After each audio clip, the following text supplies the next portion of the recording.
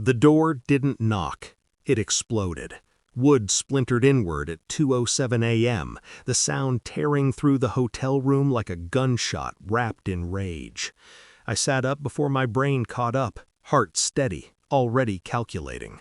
He stood there in the hallway light, barefoot, drunk on entitlement, eyes fixed on the bed like it belonged to him. "I want that room, now!" His voice echoed, demanding, familiar.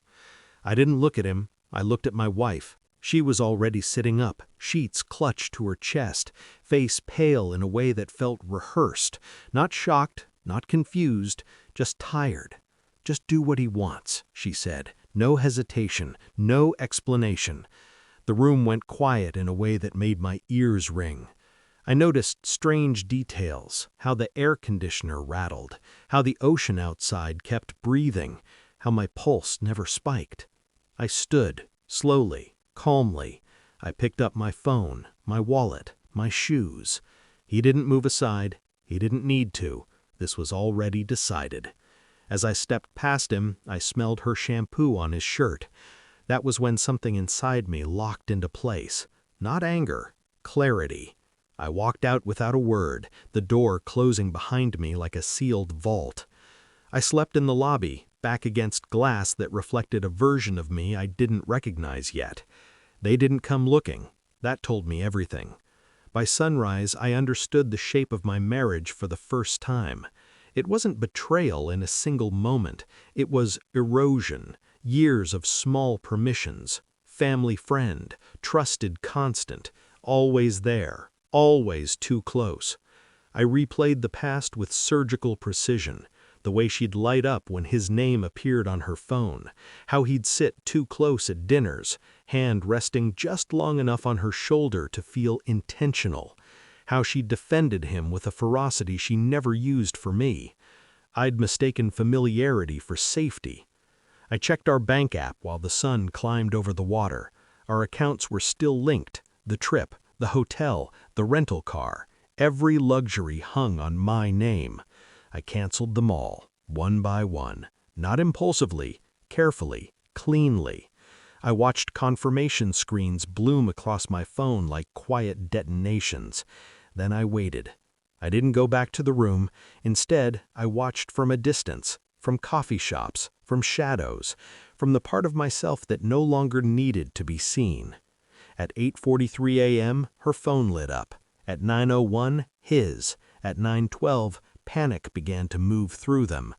I knew because panic has a rhythm. I accessed our shared cloud, years of photos, messages, metadata, patterns that only show themselves when you stop hoping they're innocent. There it was, deleted threads recovered, jokes that crossed lines, late-night check-ins, photos taken from angles I was never in, and timestamps, so many timestamps. They hadn't slept together for the first time last night. Last night was just when they stopped pretending. I stayed invisible. That was the hardest part, letting them believe they still had control. They found me at noon. She looked smaller, fractured. He didn't speak at all. "I can explain," she said. I handed her my phone. The screen showed everything. Dates, locations, messages she forgot existed, proof she never thought I'd look for because she believed I was incapable of silence. She sank into a chair. He stood frozen, exposed in a way violence could never achieve.